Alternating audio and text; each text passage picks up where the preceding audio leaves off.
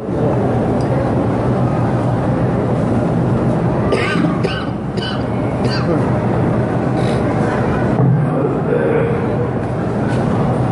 الدرس في قصة بنيس وإخوته من الجنة وإلى السماء، سورة الأعراف، تفسير ابن كثير. الحمد لله رب العالمين، والصلاة والسلام على أشرف الأنبياء وسيد المرسلين سيدنا محمد وعلى آله وأصحابه أجمعين. اللهم صل على سيدنا محمد وعلى آل سيدنا محمد كما صليت على إبراهيم وعلى آل إبراهيم في العالمين إنك حميد مجيد. أعوذ بالله من الشيطان الرجيم. بسم الله الرحمن الرحيم. قال فبما أغويتني لأقعدن لهم صراطك المستقيم ثم لآتينهم من بين أيديهم ومن خلفهم وعن أيمانهم وعن شمائلهم ولا تجد أكثرهم شاكرين.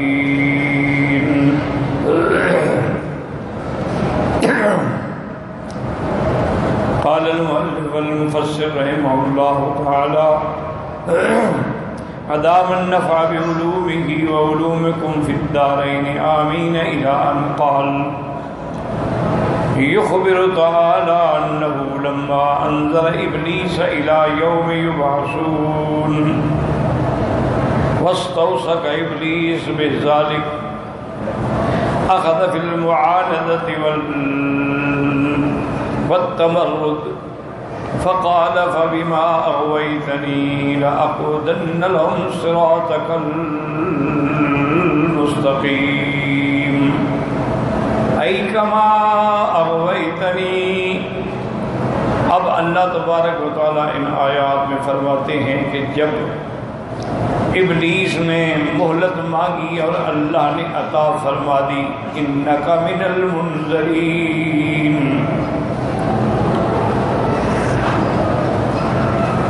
تو اب اس نے نعوذ باللہ اپنے عناد اور سرکشی کا اظہار کیا. فبما اغویتنی ای کما اغویتنی، جیسے آپ نے مجھے گمراہ کر دیا ہے میں بھی آپ کے بندوں کو گمراہ کروں گا. قال ابن عباس: کما اضللتنی، اغویتنی مانا اضللتنی، جیسے آپ نے گمراہ کیا مجھے. وقال غیرہ: کما اہلکتنی لأقعدن لعبادک الذین تخلقهم من ذریۃ ھذا الذی ابعدتنی بسببہ علی صراطک المستقیم، ای طریق الحق وسبیل النجات. تو اس نے کہا کہ جیسے آپ نے مجھے ہلاک کر دیا، برباد کر دیا ہے، میں بھی تیرے بندوں کو جو اس سے پیدا ہوں گے، اس کی ذریت پیدا ہوگی، اس کی اولاد پیدا ہوگی، یعنی آدم علیہ السلام، جس کی وجہ سے مجھے دور کیا گیا، جس کی وجہ سے مجھے ملعون بنایا گیا، جس کی وجہ سے مجھے مطرود کیا گیا ہے، تو میں ان کے راستے پہ، یعنی طریق الحق، حق کے راستے پہ اور نجات کے راستے پہ بیٹھوں گا. وَلَأُضِلَّنَّهُمْ عَنْهَا لِأَلَّا يَعْبُدُوكَ لَا يُوَحِّدُوكَ بِسَبَبِ إِضْلَالِكَ إِيَّايَ، اور میں ان کو گمراہ کروں گا ان کے راستے پہ بیٹھ کے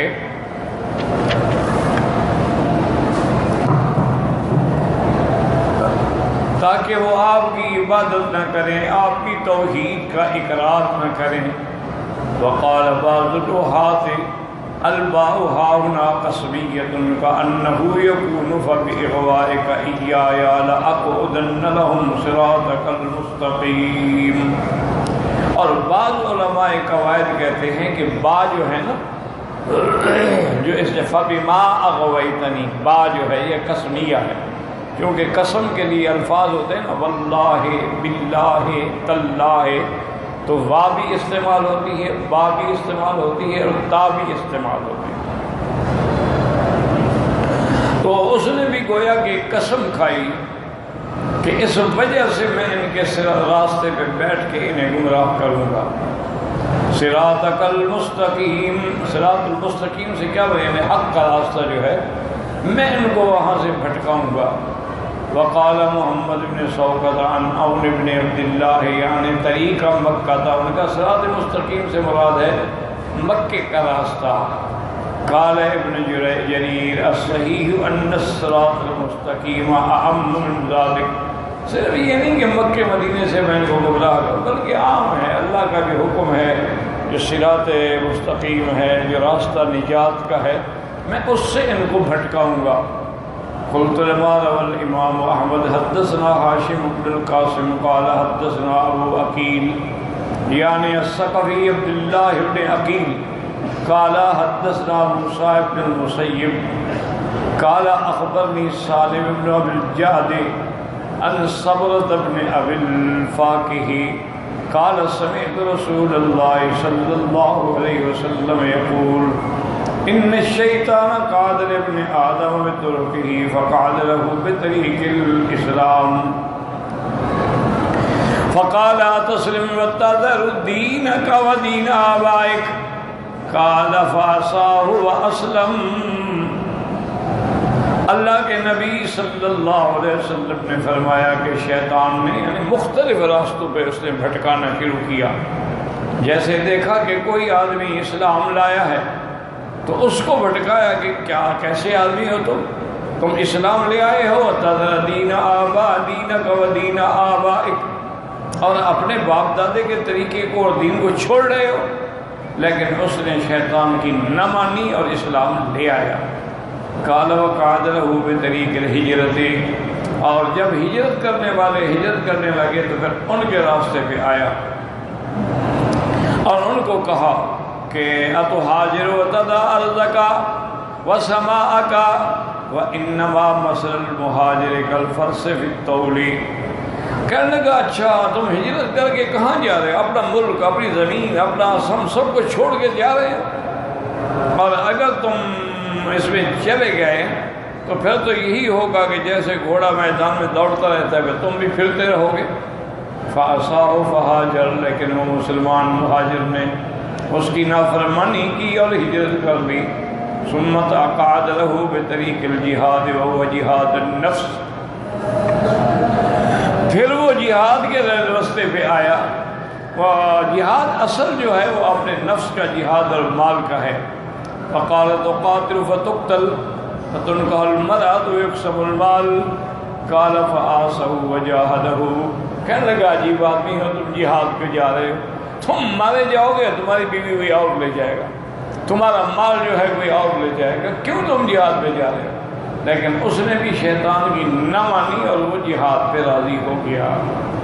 قال رسول اللہ صلی اللہ علیہ وسلم فذلك منهم فما كان حقا على الله ان يدخله الجنہ، اور جس آدمی نے شیطان کا ٹھکرا دیا، انکار کیا اور دین پہ جمع رہا، اللہ تعالیٰ اس کو اپنی جنت میں داخل فرمائیں گے۔ وَإِن قُتِلَ كَانَ حَقًّا عَلَى اللَّهِ أَن يُدْخِلَهُ الْجَنَّةَ، اگر وہ اللہ کے راستے میں شہید ہو گیا تو اللہ اس کو، اللہ تعالیٰ پر کچھ لازم نہیں ہے، ان کی شان کا تقاضا یہ ہے کہ اس کو جنت میں داخل کریں گے۔ وَإِن كَانَ حَقًّا عَلَى اللَّهِ أَن يُدْخِلَهُ الْجَنَّةَ أَوْ وَكَسَتْهُ دَابَّةٌ كَانَ حَقًّا عَلَى اللَّهِ أَن يُدْخِلَهُ الْجَنَّةَ، اور اگر وہ اللہ کے راستے میں اس کی جانور کو ٹھوکر لگی اور گر گیا اور مر گیا، اللہ اس کو جنت میں داخل فرمائیں گے۔ تو ایک بات یہ یاد رکھیں کہ ابلیس نے جو کہا کہ میں راستے پہ بیٹھوں گا، اس کا معنی یہ نہیں ہوتا کہ وہ بیٹھا ہوگا، معنی یہ ہے کہ میں ان کو ہر طریقے سے دین اسلام سے ہٹانے کے لیے ہر حربہ استعمال کروں اور ان کو میں گمراہ کروں. اس لیے آپ دیکھیں کہ بڑے بڑے عابدوں کو اس نے مختلف راستوں سے گمراہ کرنے کی کوشش کی. جیسے کہ واقعہ آتا ہے کہ حضرت عبد القادر جیلانی رحمۃ اللہ علیہ جو اللہ کے اولیاء میں سے تھے اور بہت بڑے عالم تھے، عابد تھے، زاہد تھے، تو آپ رات کو ایک درخت کے نیچے بیٹھ کے عبادت کر رہے تھے. تو بیک وقت کیا دیکھتے ہیں کہ پورا درخت جو ہے وہ روشن ہو گیا اور نور سے بھر گیا.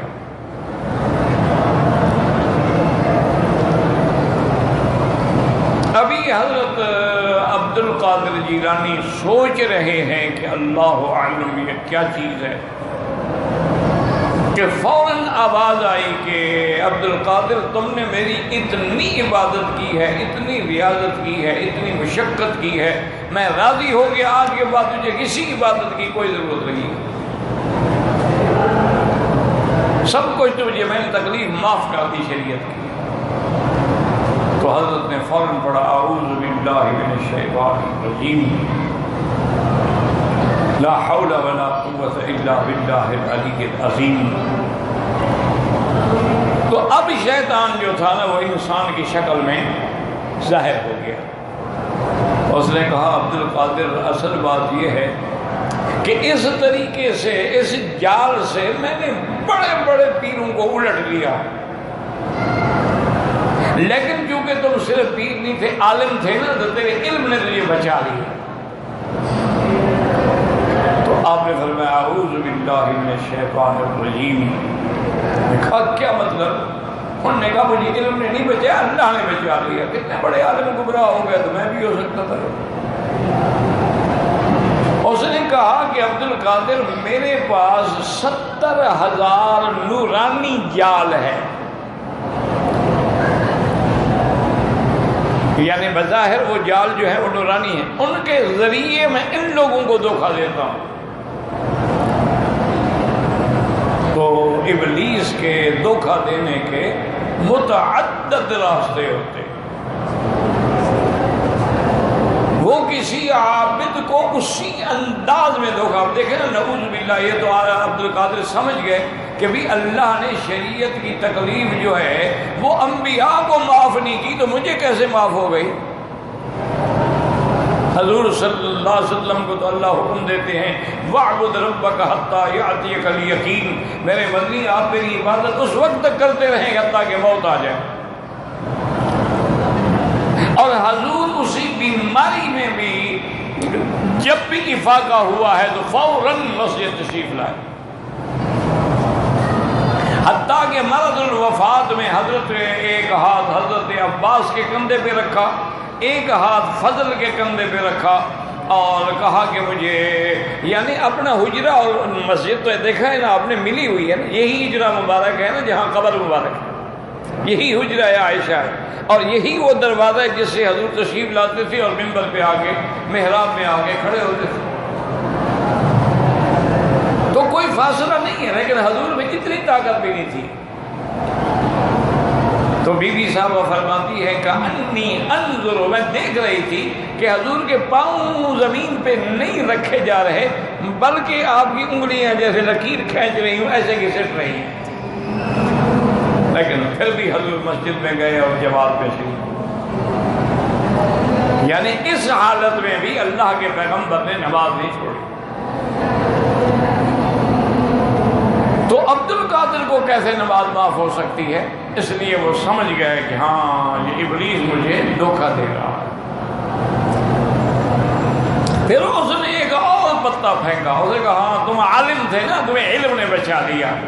انہوں نے کہا اعوذ باللہ، اللہ کے بندے علم اگر بچاتا تو سارے عالم بچ جاتے، کتنے عالم گمراہ ہو گئے، کتنے بڑے بڑے علم والے لوگ جو تھے وہ گمراہ ہو گئے. قادیانی بن گئے، کتنے علم بھی رکھتے تھے لیکن اہل قرآن بن گئے، اہل حدیث کا انکار کر دیا۔ کتنے لوگ ہیں جو عالم ہونے کے باوجود حضور کو مانتے، قرآن کو مانتے، صحابہ کا انکار کر دیا۔ کتنے لوگ ہیں جو عالم ہونے کے باوجود اللہ کو مانتے ہیں، نبی کو مانتے ہیں، قرآن کو مانتے ہیں، صحابہ کو مانتے ہیں، اہل بیت کا انکار کر دیا۔ کتنے لوگ ہیں جو اللہ کا قرآن مانتے ہیں، دین مانتے ہیں، اسلام مانتے ہیں، لیکن اللہ کے صفات کا انکار کر دیا۔ انہوں نے کہا جی یہ کیا مطلب، بندہ بھی سنتا ہے اللہ بھی سنتا ہے؟ یہ تو شرک ہو گیا کہ اللہ بھی سمیع بصیر ہے، سننے والا دیکھنے والا، بندہ بھی سمیع بصیر ہے، سننے والا دیکھ، لہذا صفات کا انکار کر دیا۔ حالانکہ یہ جتنے فرقے ہیں نا، معتزلہ ہیں، یہ کرامیہ ہیں، جہمیہ ہیں، جبریہ ہیں، مشبہہ ہیں، یہ کوئی معمولی لوگ تو نہیں تھے، بڑے بڑے عالم تھے۔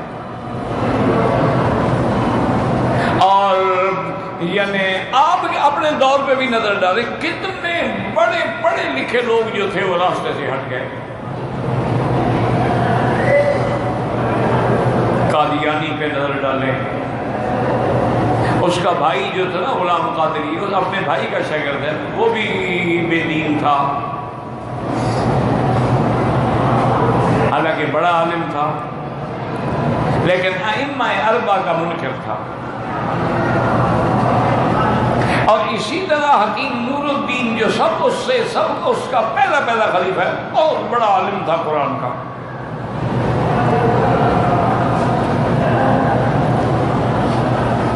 مولانا سندھی رحمت اللہ علیہ جیسا آدمی جو حضرت شیخ الہند کا شاگرد ہو، انہوں نے جس کے بارے میں لکھا ہے کہ میری حکیم نور الدین سے 2 دفعہ ملاقات ہوئی، اس کی قرآن پہ بڑی نظر تھی، کاش مجھے موقع ملتا پھر ملاقات کا تو شاید وہ بھٹکنے سے بچ جاتا، لیکن گمراہ ہو گیا۔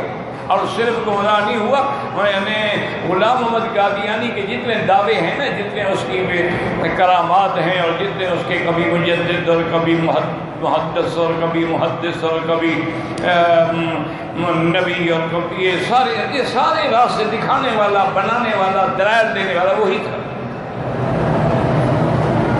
تو علم نہیں بچا سکتا۔ کتنے بڑے بڑے لوگ تھے جن کو عالم ہونے کے باوجود اس نے حضور کی محبت کے رنگ میں لا کر بدعات میں الجھا دیا۔ اب کتنے بڑے بڑے لوگ ہیں، عالم ہیں ماشاءاللہ، لیکن کبھی میلاد کا جلسہ ہے، کبھی عرس شریف ہے، حالانکہ وہ نہیں جانتے کہ یہ دین نہیں ہے، قرآن نہیں ہے، نہ اللہ رسول کا حکم ہے، نہ کبھی صحابہ نے عرس منایا ہے، نہ میلاد منایا ہے، لیکن نہیں، حضور کی محبت کے رنگ میں رنگ کر کے کوئی یار ٹھیک ہے نہیں منایا، لیکن ہم تو حضور کی محبت کا اظہار کر رہے ہیں نا۔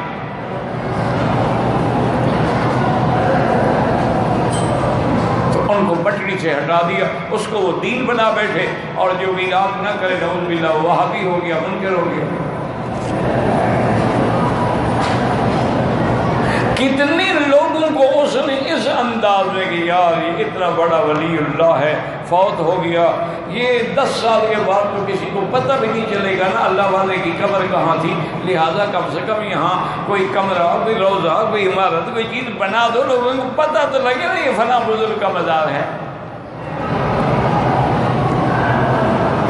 اس نے اس دھوکے میں ان کو برباد کیا، اور جناب روضہ بن گیا۔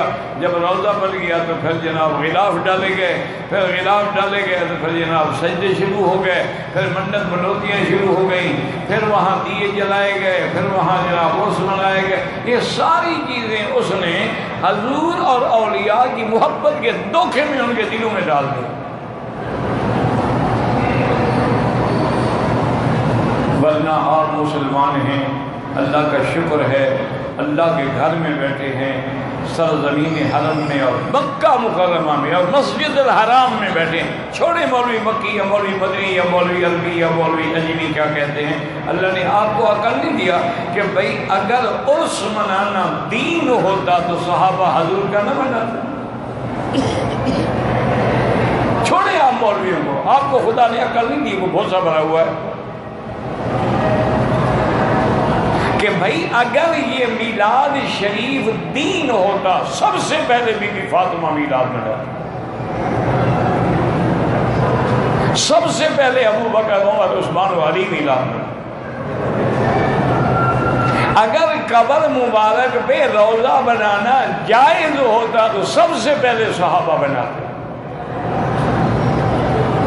حضور پاک سے دنیا میں کون پیغمبر کی قبر بھی مقابلہ نہیں کر سکتی۔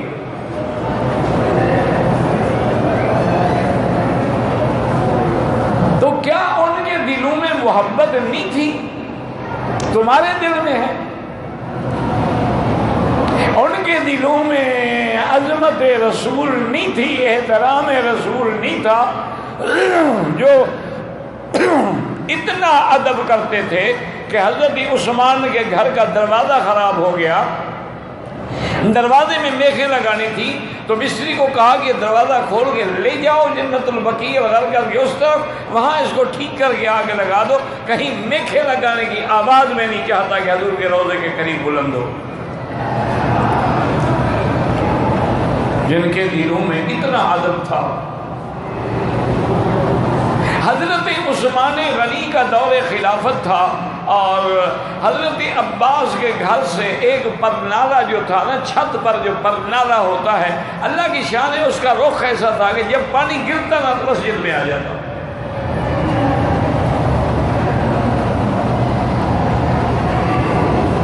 سیدنا عثمان رضی اللہ تعالی عنہ کو شکایت کی گئی کہ حضرت یہ پرنالہ مبارک جو ہے نا، یہ سارا پانی مسجد میں آتا ہے، ہم نماز کے لیے جب آتے ہیں سارے رستے میں کیچڑ اور پانی ہوتا ہے۔ حضرت عثمان رضی اللہ تعالیٰ نے حکم دیا کہ یہ پرنالہ یہاں سے نکال لیا جائے اور اس کو ایسی جگہ لگایا جائے کہ اس کا پانی جو ہے نا مسجد میں یا راستے میں یا گلی میں نہ آئے۔ حضرت عباس جب واپس آئے نے دیکھا کہ میرے گھر کا تو پرنالہ نہیں ہے۔ انہوں نے کہا حضرت امیر المومنین حضرت عثمان کو شکایت گئی تھی کہ راستہ خراب ہو جاتا ہے، انہوں نے آ کے تو حکم دیا کہ اس کو تبدیل کر دیا جائے، اس لیے اکھاڑا گیا۔ انہوں نے کہا اچھا، سیدھے حضرت عثمان کے پاس آئے اور کہا کہ امیر المومنین آپ کو پتہ ہے یہ پرنالہ حضور نے اپنے ہاتھ سے رکھا تھا، تمہیں جرت ہو گئی اس پرنالے کو بدلنے کی۔ حضرت عثمان واپس آئے، وہ پرنالہ لایا گیا، حضرت عثمان کھڑے ہوئے، حضرت عباس سے کہا میرے کندھے پہ سوار ہو کے پرنالہ لگاؤ جہاں تھا، سیڑھی نہ لگاؤ، اب میں تمہیں اٹھاؤں گا۔ یہ تو پتہ نہیں تھا کہ یہ پرنالہ حضور نے رکھا ہے۔ یعنی جنہیں اتنا عشق تھا حضور سے، سیدنا ابی ہریرہ جیسا آدمی رضی اللہ تعالی عنہ جو عاشق رسول اللہ تھا، ملازم رسول اللہ تھا اور سب سے زیادہ حدیثیں روایت کرنے والا ابو ہریرہ،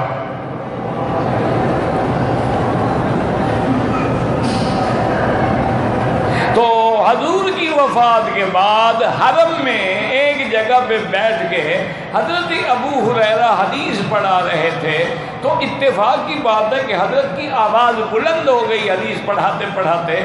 بی بی عائشہ حجرے میں تھی، انہوں نے سنا تو انہوں نے کنیز کو بھیجا، کہا کہ ابو ہریرہ سے جا کے کہو لا تؤذی رسول اللہ، حضور کو ایذا نہ دو، خبردار اپنی آواز اونچی نہ کرو۔ وہ حدیث پڑھا رہا ہے، وہ گانے نہیں گا رہا، وہ تمہارے داڑھی منڈے نعت خانوں کے ردھم اور ساز اور اس کے انتظام کے ساتھ دھوم نہیں مچا رہا حضور کی نعت پہ۔ تو یہ کہاں سے آخر آ گیا؟ چھوڑیں آپ، یہ چھوڑے کہ یہ وہابی ہیں، یہ دیوبندی ہیں، یہ بریلوی ہیں، نہیں، اللہ نے آپ کو کلمہ نصیب کیا، مسلمان ہیں، اس وقت آپ کعبہ شریف میں۔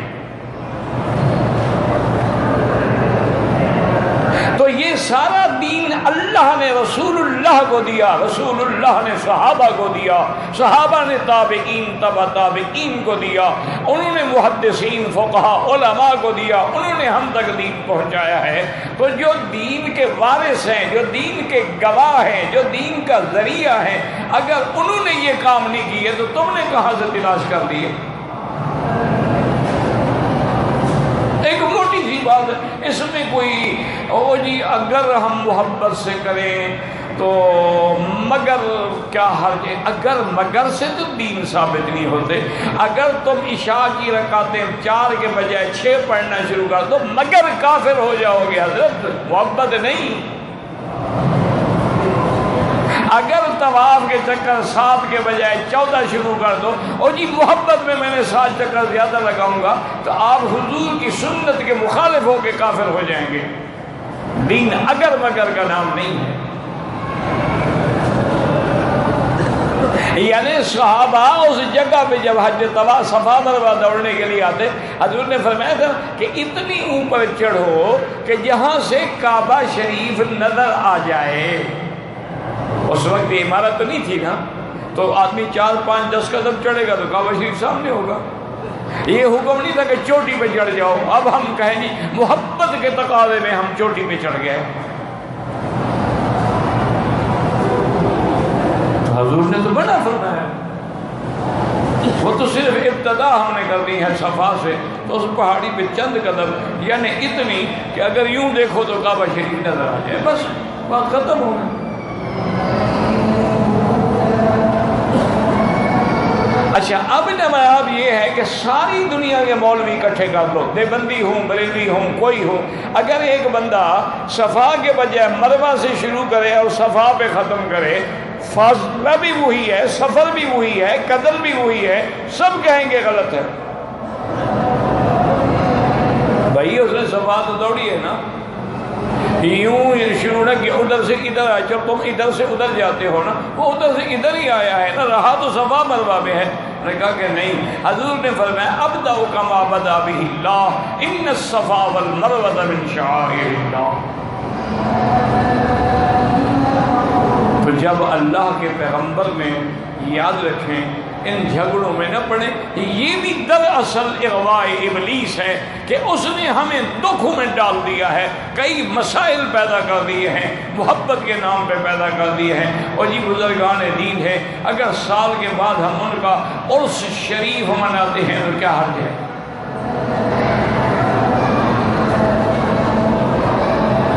اور آج تک اللہ کی شان ہے، ہمارے مسلمان بھی اتنے سیدھے سادی قوم ہے کہ اللہ تبارک و تعالی رحمت فرمائے کہ ان کو جو کہو زندہ باد تو زندہ باد تو مردہ باد تو یہ سب کے ساتھ ہیں۔ آج تک تم نے کبھی مولویوں سے یا ان لوگوں سے نعت خوانوں سے پوچھا بھی ہے اور اس کا کیا معنی ہوتا ہے؟ بس عرس شریف بھائی کبھی پوچھو تو صحیح، عرس میں جا رہے ہو، عرس کیا معنی؟ یاد رکھو عرس عربی کا عرس ہے۔ دیکھو نا کیسا اسے دھوکہ دیا ہے، وہ اردو یا ہندی یا سندھی کا لفظ استعمال نہیں ہونے دیا، نام عربی رکھوا دیا تاکہ اکثر لوگوں کو تو پتہ بھی نہیں لگے گا نا کہ عرس کیا ہے۔ عرس کا معنی ہوتا ہے شادی۔ عروسہ کہتے ہیں دلہن، عریس کہتے ہیں دولہا۔ تو یہ ہر سال یعنی پیر کی شادی کرتے ہیں، پتہ نہیں کس سے کرتے ہیں، عرس شریف جو ہوا شادی ہوئی۔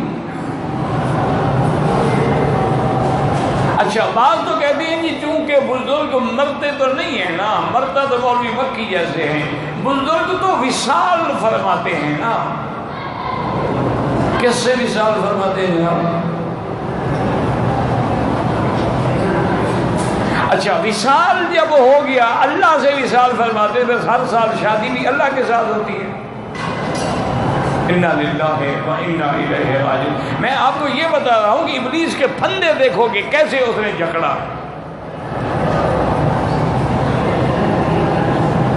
اور کہا جناب بالکل ٹھیک ہے، سیدنا ابو بکر ہیں، سیدنا عمر ہیں، سیدنا عثمان ہیں، یہ سارے مکے والے مہاجرین تو تھے، انہوں نے تو ہجرت اسی لیے کی تھی کہ حضور کے بعد ان کی حکومت ہمیں ملے گی، لہذا حضرت علی پر غالب آ گیا، حکومت چھین لی۔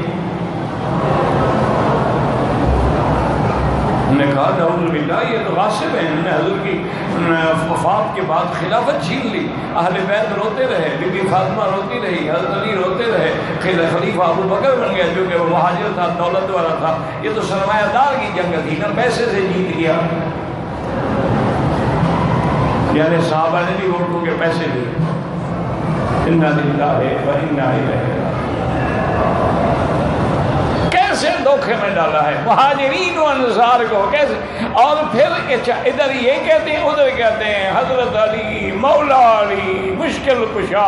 اچھا مشکل کشا ہے، نہ اپنی مشکل حل کر سکا، نہ اپنی بیوی کی مشکل حل کر سکا، نہ حضرت حسن حسین کی مشکل حل کر سکا، تمہاری مشکل حل کرنے کے لیے کبڈی کے میدان میں تشریف لے آتے ہیں، مولا علی مدد یا علی مدد، اور ننگا کھڑے ہیں پہلوان صاحب، حضرت علی کو بلا رہے، آئیں جی میری مدد کریں۔ انا للہ و انا الیہ راجعون۔ یہ ابلیس کے پھندے ہیں یارو، کسی کو تعویذ کے چکروں میں بنا دیا۔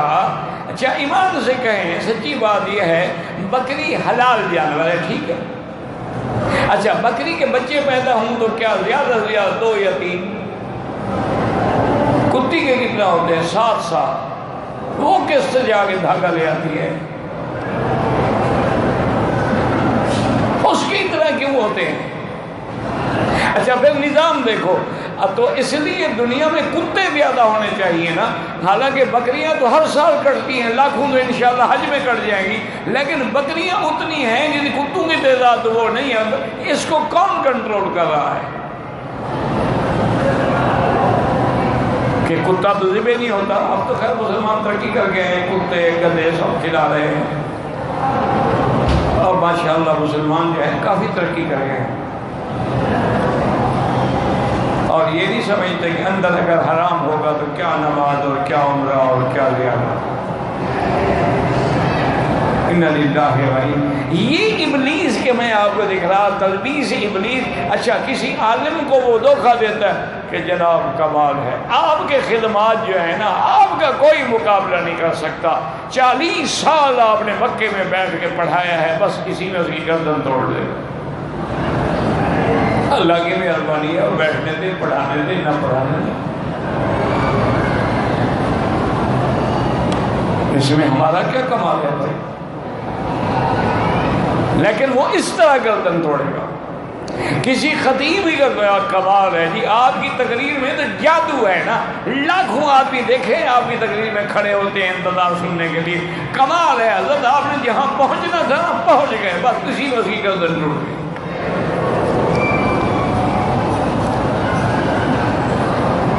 ورنہ اللہ والے تو اتنا ڈرتے تھے کہ حضرت مدنی رحمت اللہ علیہ ایک جلسے میں تشریف لے گئے، تو جیسے ہمارے ملکوں میں رواج ہے کہ جب بزرگ آتے ہیں تو زندہ باد اور زندہ باد کے نعرے لگاتے ہیں، انہوں نے نعرے لگائے، حضرت جا کے سٹیج پہ بیٹھ گئے، اور تھوڑی دیر کے بعد جب وہ شور ختم ہوا، کہو بھی دعا کرو، تو لوگوں نے کہا شاید ویسے دعا فرما رہے ہیں، انہوں نے کہا دعا کہ اچھا جی مجھے اجازت ہو، کیونکہ میری تقریر کا سیلا تو آپ نے مجھے دنیا میں دے دیا زندہ باد کے نعرے لگا کر، اب میں بلا وجہ اپنا گلا کیوں پھاڑوں؟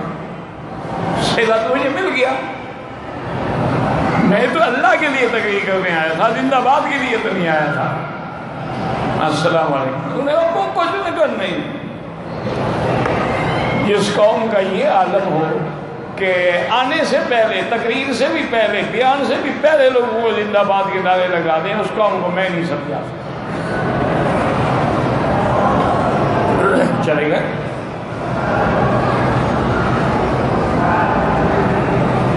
اب یہ سارے اصل میں وہ بھی مجبور ہیں کہ ابلیس نے ایسا رنگ چڑھایا ہے۔ اب آپ دیکھیں گے جو اہل قرآن ہیں ان کے دماغ میں کیا ڈالا ہے، کہتا ہے جناب اللہ نے قرآن شریف اتارا ہے، یہ پتہ نہیں مولوی 6 کتابیں کہاں سے لے آئے سیاست کا۔ ہم تو قرآن کو مانتے ہیں، ہمیں نہیں پتہ ہے کتابیں کہ حضور کے زمانے میں کوئی بخاری شریف، ترمذی شریف، مسلم شریف میں یہ کوئی کتابیں تھیں؟ تو صحابہ کس پہ عمل کرتے تھے؟ دماغ میں چکر دیا اور حدیث رسول کا انکار۔ حالانکہ جیسے قرآن کا انکار کفر ہے، حضور کی حدیث کا انکار بھی کفر ہے۔ یہ کتابیں اس وقت نہیں تھی، لیکن حدیث تو حضور کی ہے نا، جمع بعد میں کی گئی نا۔ اس طرح تو قرآن بھی حضور کی زندگی میں جمع نہیں ہوا تھا، وہ بھی بعد میں جمع ہوا ہے، لیکن قرآن تو تھا نا، اس کو جمع کر دیا گیا۔ قرآن نازل ہو گیا، محفوظ ہو گیا سینوں میں بھی، سفینوں میں بھی، لیکن صحابہ نے محسوس کیا کہ اب اسلام بڑھ رہا ہے مشارق الارض و مغاربہا، تو کہیں قرآن کو لوگ بھول نہ جائیں، غلطی نہ کر بیٹھے۔ انہوں نے حکم دیا، اور جس صحابہ کے پاس ایک سورت تھی، کسی کے پاس 3، سب کو اکٹھا کر کے دفتین میں جمع کر دیا۔ کوئی صحابہ نے قرآن لکھا تو نہیں، انہوں نے تو وہی قرآن جو سرکار نے پڑھا ہے اس کو جمع کر دیا ہے۔ اسی طرح جو علماء نے صحیح بخاری ہے، صحیح مسلم ہے، سنن ابن ماجہ ہے، سنن ترمذی ہے، سنن نسائی ہے، سنن بیہقی ہے، مصنفات ہیں، مرسلات ہیں، مسندات ہیں، تو یہ کتابیں جو ہیں انہوں نے خود تو نہیں بنائیں، حضور کی حدیثوں کو لے کے جمع کر دیا۔ اور کچھ علماء نے ان کے درمیان اسماء رجال پہ بحث کی کہ بھئی یہ حدیث پہنچ رہی ہے حضرت ابی ہریرہ تک، تو مولوی مکی سے لے کر ابو ہریرہ تک درمیان میں کتنے آدمی ہیں؟ انہوں نے اس پہ کام کیا۔ اگر درمیان میں کوئی جھوٹا آدمی ہے، انہوں نے چھوڑو یہ روایت نقل نہ کرو۔ اور اتنی احتیاط کی کہ ایک عالم ایک حدیث سننے کے لیے 4 مہینے کا سفر کر کے پہنچا، پتہ لگا کہ وہ بزرگ جو ہیں ان کا گھوڑا بھاگ گیا ہے، تو اس کو پکڑنے کے لیے باہر گئے ہیں۔ وہ چل پڑا، یار پتہ نہیں موت ہے حیات ہے، تو میں حدیث تو سن لوں۔ دیکھا کہ وہ بزرگ اپنی جھولی کو پکڑ کے یوں ہلا رہے ہیں۔ تھوڑی دیر کے بعد گھوڑا آ گیا، پکڑ لیا، تو ملے سر کیسے ہے؟ انہوں نے کہا بس جی میں آیا تھا، لیکن اب میں آپ سے بات نہیں کر۔ کہا بات کیا ہے؟ انہوں نے کہا میں نے فلاں حدیث آپ سے سننی تھی۔ انہوں نے کہا وہ حدیث ہے میرے پاس؟ انہوں نے فرمایا نہیں، جو جانور کو دانے دکھا کے جھوٹا دھوکہ دے سکتا ہے وہ حضور کی حدیث میں بھی جھوٹ بول سکتا ہے۔ میں آپ سے روایت دیتا ہوں، جب آپ کی جھولی میں کچھ نہیں تھا تو جانور کو یوں کیوں کر رہے تھے؟ دھوکہ دے رہے تھے۔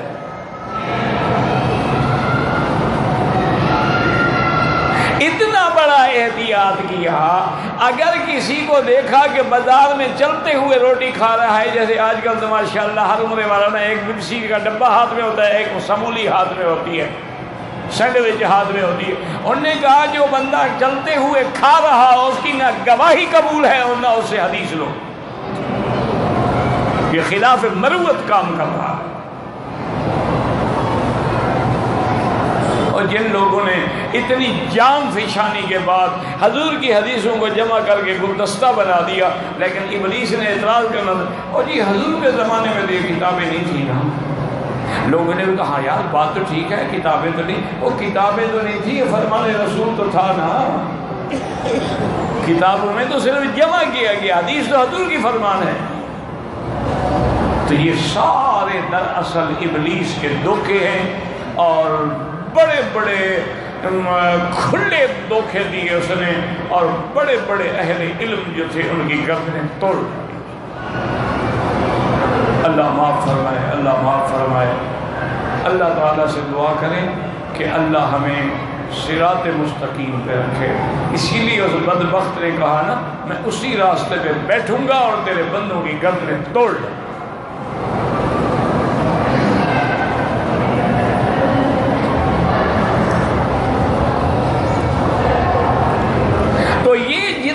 بدعات ہیں، منکرات ہیں، یہ یا محبت کے نام پہ آئیں گے یا بغض کے نام پہ۔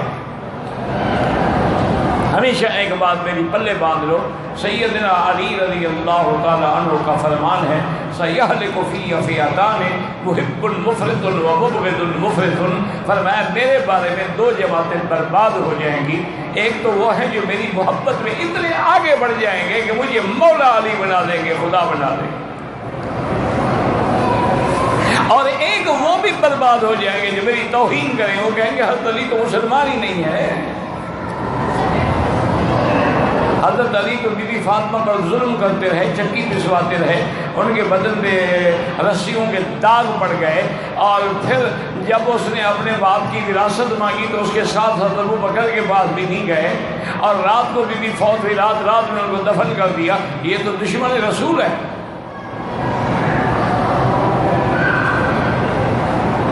لوگوں نے کہا اچھا بی بی فاطمہ کو رات کو دفن کر دیا؟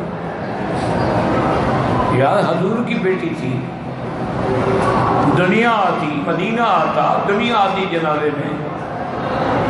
وہ تو بی بی فاطمہ نے خود فرمایا تھا کہ علی میرا جنازہ رات میں پڑھا دینا، میرے الحمدللہ سراپا پہ اور بدن پہ کسی کی نظر نہیں پڑی، میں چاہتی ہوں میری میت پر بھی کسی کی نظر نہ پڑے۔ چھوڑو بھی اس کے طرف کر دو، کیا کربلا ہے، مر رہے ہیں پانی کے بغیر، وہ لے آتی وہ لے لیتے ہیں۔ جب فارغ ہو جاؤ 10 گلاس کٹھے پی لینا، قرآن بھی سن رہے ہیں پانی بھی پی رہے ہیں، ماشاء اللہ۔ ایسے ہے نا جی جیسے فلم دیکھ رہی ہو، ان کے نزدیک قرآن کے درس کا بھی یہی مقام ہے۔ فلم بھی دیکھیں گے، گپ بھی لگائیں گے، اور مکسی بھی پیتے رہیں گے، اور کوئی چیز پڑی ہو مونگ پھلی وغیرہ تو وہ بھی کھاتے رہیں گے، اور یہ انجوائے کر رہے ہیں۔ قرآن انجوائے کے لیے نہیں، قرآن کا تو یہ معنی ہے کہ جب پڑھا جائے فَاسْتَمِعُوا لَهُ وَأَنصِتُوا، سنو اور چپ کر جاؤ۔ حضرت اکرمہ جب قرآن پڑھتے تھے ھذا کلام ربی ھذا، اور بے ہوش ہو کے گر جاتے تھے کہ میں اللہ سے باتیں کر رہا ہوں۔ قرآن کا معنی یہ ہے جب قرآن پڑھتے ہو گویا اللہ سے کلام کر رہے ہو، اور حدیث پڑھو تو معلوم یہ ہو گویا حضور سے بات کر رہے ہو۔ وہ منظر آنکھوں کے سامنے ہو کہ جب حضور نے صحابہ کو یہ فرمایا تو حضرت علی نے کیا فرمایا کہ 2 جماعتیں برباد ہو جائیں گی، ایک میری محبت میں بڑھنے والے، ایک میرے بغض میں بڑھنے والے۔ محبت میں بڑھنے والے کون ہیں؟ روافض، شیعہ، اسماعیلیہ، شیعہ جن نے خدا بنا دیا، جن نے مولا علی بنا دیا، خلیفتہ بلا فصل، علی ولی اللہ، کلمہ بھی بدل ڈالا، اذان بھی بدل ڈالی۔ اور مخالف کون ہے؟ خارجی، جو حضرت علی کو مسلمان بھی نہیں مانتے۔ ان کی خوبصورت لڑکیاں یہ دعوے سے کہتی تھی کہ جس نے میرے ساتھ شادی کر لی اور علی کی گردن کاٹ کے آئے۔ اور حق میں آپ نے فرمایا صرف وہی جماعت ہوگی جو مجھے رابع الخلفاء، چوتھا خلیفہ بھی مانے گی، داماد نبی محمد مصطفیٰ بھی مانے گی، اور اللہ کا بندہ بھی مانے گی، اور اللہ کے نبی کا سچا رشتہ دار اور عاشق بھی مانے گی، لیکن مجھے اللہ کی مخلوق، اللہ کا عبد سمجھے گی، اور مجھے حدود انسانیت سے باہر نہیں نکالے گی۔ صرف وہ جماعت ہے جو حق پہ ہوگی، یعنی اہل سنت والجماعت۔ الحمدللہ ہمارا ایمان ہے کہ حضرت علی ابن ام النبی المصطفیٰ، راوی الخلفاء، وزیر النبی المصطفیٰ رضی اللہ تعالی عنہ وارضاہ، الحمدللہ۔ تو اہل سنت کا والجماعت کا جو عقیدہ ہے وہ اعتدال پہ ہے، نہ وہ محبت میں بڑھ کے خدا بناتے ہیں اور نہ بغض میں بڑھ کے حضرت علی کی توہین کرتے ہیں۔ ہم صحابہ کے بھی غلام، اہل بیت کے بھی غلام ہیں، وہ بھی ہماری آنکھ ہیں، وہ بھی ہماری آنکھ ہیں، وہ بھی رضی اللہ عنہ ہیں، وہ بھی رضی اللہ عنہ ہیں۔ تو اس لیے ہمیشہ یاد رکھیں کہ اسی لیے ابلیس لَأَقْعُدَنَّ لَهُمْ صِرَاطَكَ الْمُسْتَقِيمَ، میں سیدھے راستے پہ بیٹھ جاؤں گا۔ بیٹھنے کا معنی یہ نہیں کہ بیٹھا ہوا ہے، مقصد یہ ہے کہ جم جاؤں گا، ڈیرا لگا لوں گا، اور ہر جگہ ذریت ابلیس جو ہے وہ پھر رہی ہے، اور کسی کو عورت کے جمال میں مبتلا کر رہی ہے، کسی کو میاں بیوی کے لڑانے میں کہ او ہاں تمہاری بیوی جب تم چلے جاتے ہو نا کھڑکی کھول کے ادھر دیکھا کرتی ہے، اور کبھی اس کو کہتے ہیں تم تو گھر میں بیٹھی ہوئی ہے، تمہیں پتہ نہیں ہے کہ خامد صاحب تمہارے کہاں کہاں جاتے ہیں اور کہاں کہاں جا کے ڈانس کی محفلوں میں شریک ہوتے ہیں۔ بس لڑا دیا، اب دونوں کے دل میں بغض آ گیا، وہ بھی گناہ کرے گا، وہ بھی گناہ کرے گا۔ اس لیے ہمیشہ ایک ہی عمل ہے اس سے بچنے کا، اعوذ باللہ من الشیطان الرجیم۔ یہ ہم نے نہیں کہا، اللہ نے خود بتلایا ہے کہ اما ینزغنک من الشیطان نزغ، اگر کبھی شیطان کا تجھ پہ حملہ ہو تو فاستعذ باللہ، فوراً اللہ کی پناہ پکڑو کہ یا اللہ ہماری طاقت نہیں ہے کہ ہم اس کا مقابلہ کر سکیں، لا حول ولا قوت الا باللہ العلی العظیم۔ اور گمراہی سے بچنے کا طریقہ کیا ہے؟ اللہ والوں کی صحبت اختیار کرو، اہل علم کی صحبت اختیار کرو، علماء حق کی صحبت اختیار کرو، ان کے درس قرآن میں، درس حدیث میں، مجالس ذکر میں بیٹھو، اور کبھی کبھی تنہا بیٹھ کے اپنے اعمال میں بھی غور کرو کہ جو میری زندگی گزری ہے ان میں کتنی میں نے نیک عمل کمائے ہیں اور کتنی میں نے گناہ کیے ہیں، اور اگلے جہان کے لیے تیاری کرو، توبہ کی کثرت کرو، کیونکہ توبہ ایسی چیز ہے کہ جس التائب من الذنب کمن لا ذنب لہ، جب آدمی سچی توبہ کرتا ہے اس کے گناہوں کو اللہ مٹا دیتے ہیں۔ فرشتے عرض کرتے ہیں کہ یا اللہ اس بندے نے گناہ کیا اور توبہ کی، ہم اس کے آگے لکھ دیں کہ گناہ کے بعد اس نے توبہ کر لی ہے۔ اللہ فرماتے ہیں نہ، جب اس نے توبہ کر لی ہے تو نام اعمال سے بھی مٹا دو کہ اس نے کبھی گناہ کیا ہے۔